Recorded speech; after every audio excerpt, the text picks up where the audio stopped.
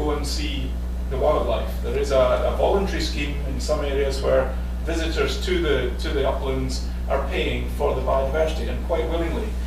In an indirect way, you have organisations like the wildlife trusts, the RSPB, who manage nature reserves, drawing in thousands and up to millions of pounds of tourist economy money into a region, and so there is value from the biodiversity side as well. Historically, what we're left with in the UK is a legacy of centuries of not valuing peatlands for what they really are, and now less than 20% of the UK's peatlands are in an undamaged state. Even in our internationally designated sites, 50% of those are in unfavourable condition. So as we've heard, we've got protection laws, but they're not being very good at repairing past damage. So we've identified this site, which has had 200 years of drainage, as important. This is parts of the float country, one of the best blanket bogs in the world, and yet much of it is in a damaged state, either from grazing, burning, drainage, or trees. The other important point about a lot of the difficulties, hurdles, was the lack of confidence that peatlands really were delivering these ecosystem service benefits. Even government was saying, how much do we invest of the taxpayers' money into restoring peatlands and paying the land managers if we don't really know the benefit in terms of water quality, carbon? And the problem that came up, a lot of the research was short term. They'd done 2-year studies or 3-year studies and they weren't getting the results. So whilst there's a huge mass of data from across the world on the benefits of peatlands for carbon, in the UK there was very little, and very little from long-term studies. So government wasn't feeling convinced to spend a lot of money. One of the things the inquiry did was try to tell the carbon story in a way that could allow us to move forward. For years, and I think this applies across the world, people have raised this methane concern. A healthy peatland emits methane. It's a fact. What some people were arguing was we should drain the peatlands because then there'll be less methane going into the atmosphere. And what the science across the world, this isn't just UK, but UK science has helped show this as well. The story I was telling you earlier, a drain bog emits so much carbon that it is far greater than any methane savings. So if you look at the first column, the black arrow is the carbon being sequestered by the net carbon story from the bog, taking in carbon.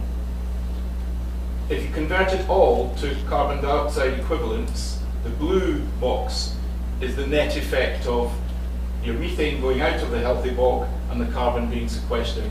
At the end of the day, the bog is taking in a relatively small amount of carbon. It's not as much as forests. It's as a system, it's quite a slow-growing system. So it takes in about 50 tons of CO2 equivalent per kilometre squared per year.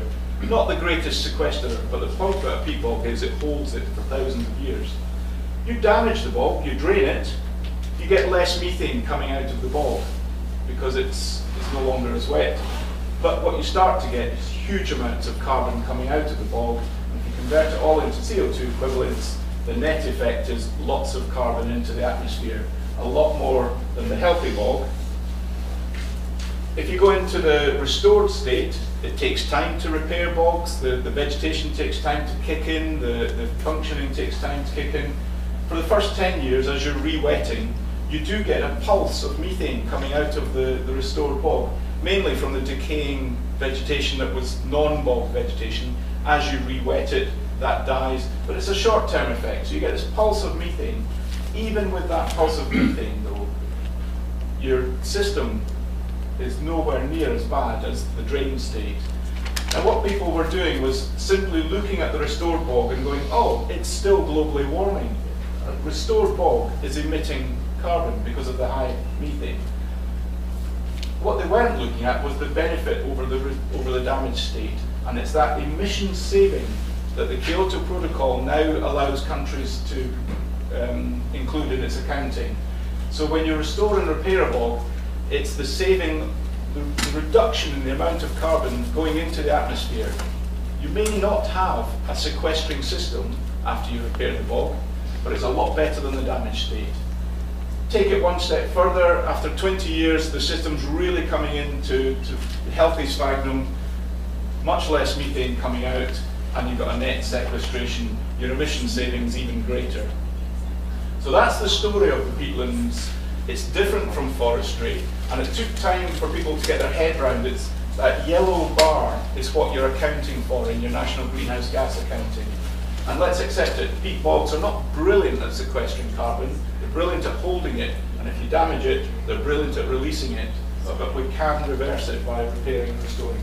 So that's the job ahead, and the science is now building up and building up, giving you ever better information on, for different types of peatlands, for different types of re-wetting, what is the carbon story. The other point about the peatland liability is the more you leave a decayed, damaged bog, if you put drainage ditches in and leave it for 20, 30 years, the bog deteriorates. Vegetation such as heather, kaluna comes in, and the bog cracks, dries up even more, and accelerates the damage process. The longer you leave it, the harder it becomes to repair, and the more costly it becomes to repair. And equally, the amount of carbon starts to accelerate. When you get to these bare peat surfaces we have, covering tens of square miles, these bare peatland areas are the result of 200 years of pollution, drainage, grazing, and burning. And that landscape is now giving off tons and tons of carbon into the, both into the water system and into the atmosphere. Far more expensive to repair that than it is to repair something that's only slightly damaged, still has some of the basic elements there. So the longer you leave it, the more expensive it becomes, and the greater the damage. And you were making the point there that people like to go into the big exciting projects because that looks tremendous. That bottom slide, they've repaired it. That's not a bog, that's a bizarre system of, it's even got clover growing in it because they put in a vegetation mix just to hold the peat. So it's not yet a bog, it'll take time to be a bog, but they've stopped it releasing as much carbon as it previously was, and that's where a lot of people go. But simple jobs of just putting in a few wooden planks to block a drainage ditch can have a really immediate effect. The biodiversity benefit is huge on that because you've still got some remnant of the original bog biodiversity. Here, very little of your bog biodiversity was there, and you tend to have heathland type communities coming in. The fact being, different peatland situations under different states, different costs, and different benefits, and that's where a lot of the confusion had come in.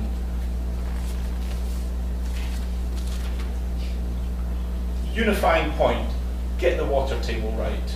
Don't overflood it, don't rapidly overwet it, and don't leave the water table too low and assume that you're going to get restoration. It's getting the water table is crucial to any of the restoration techniques. And the other thing we're starting to become very good at in the UK is large-scale landscape projects. It takes big organisations with large amounts of capacity, both with banking money, ordering and commissioning work, and getting the project logistics together. And just to put that into scale, there's the train down there. This is up in the flow country. That little thing is a train.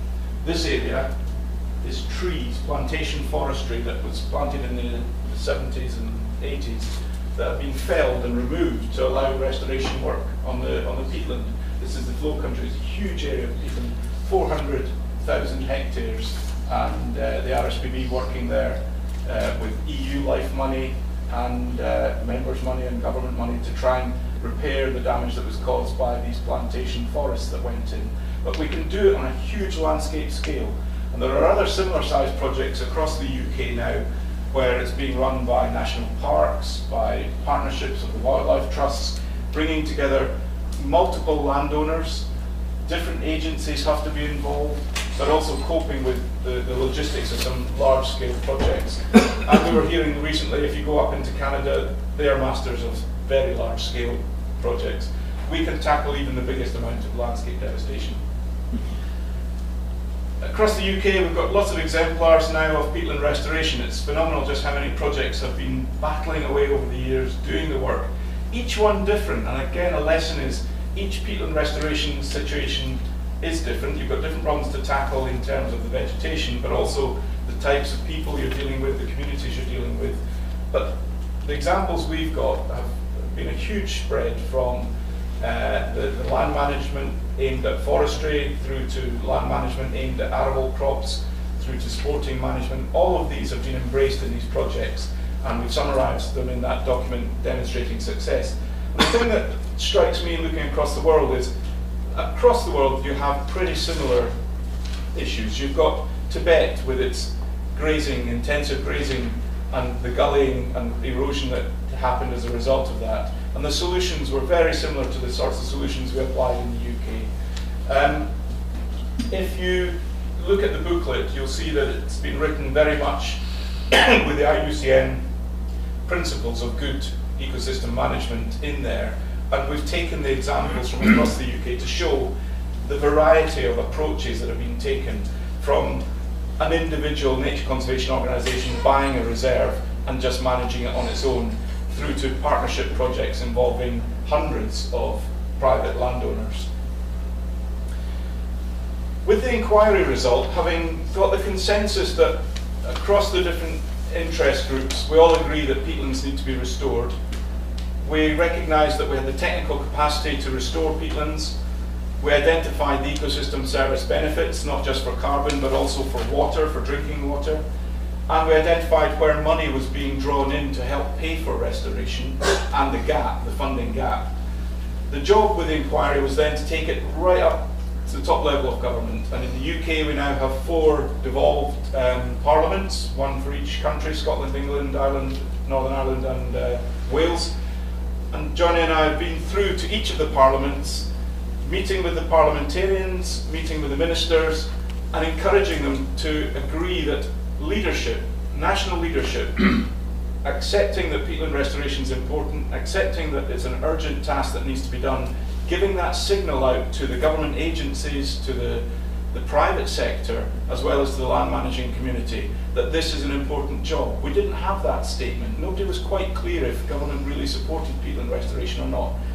Now, and hopefully later this afternoon, we've got a positive word coming from these 4 parliaments. But the point being, you had to go into the highest level to get them convinced. And it wasn't top priority. Peatlands have not been people's top priority if you go in with a peatland agenda.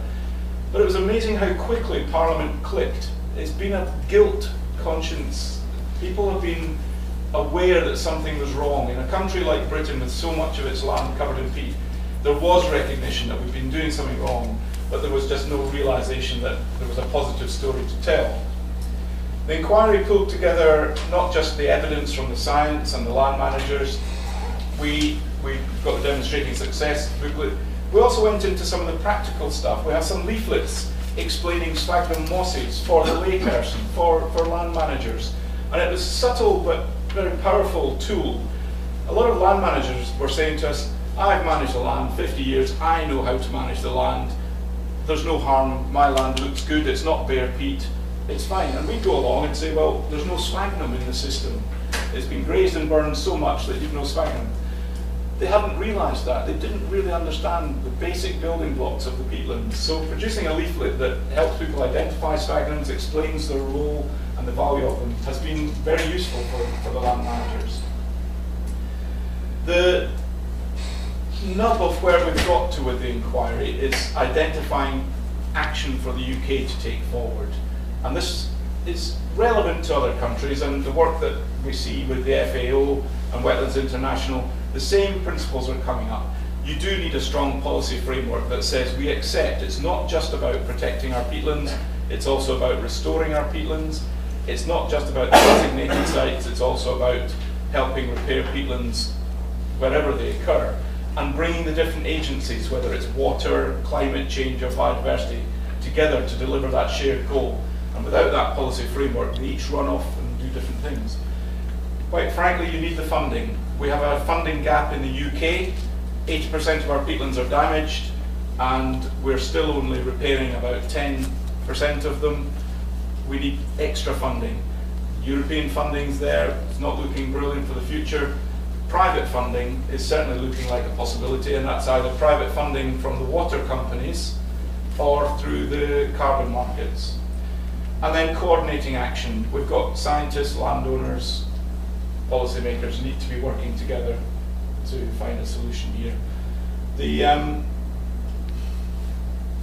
overarching asks in our inquiry, basically we've given these to government, and we will hear within the next week the government's response to this, but I can say now that across the 4 UK countries they've agreed and support this principle, and we'll be hopefully getting an announcement that the UK government will establish a policy framework that draws together the existing strands of policy. It's not having to invent new policy, it's just draw them together to actually deliver peatland restoration, and start looking at the funding. The UK is very interested in ecosystem payments for ecosystem services. There's a whole strand of research looking at how do you get the money from the beneficiaries, whether it's the water company or us as society, to the land manager, and what schemes can we put in place to take that forward.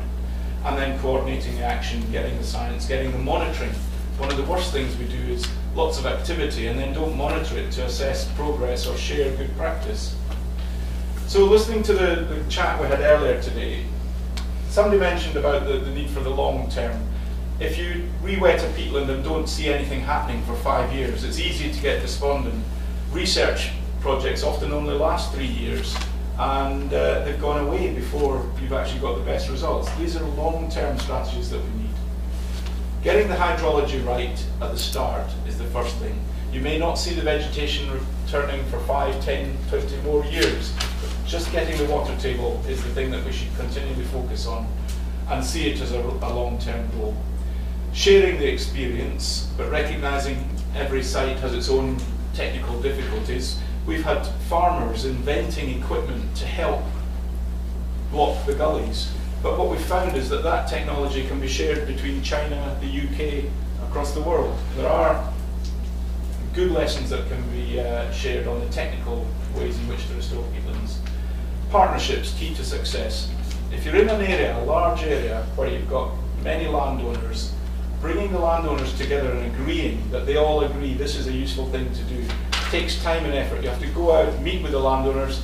Once you've got a couple of landowners saying, actually this is a good thing, word spreads. But you've got to get that going to begin with, because if somebody starts questioning restoration and challenging it, it can set things back.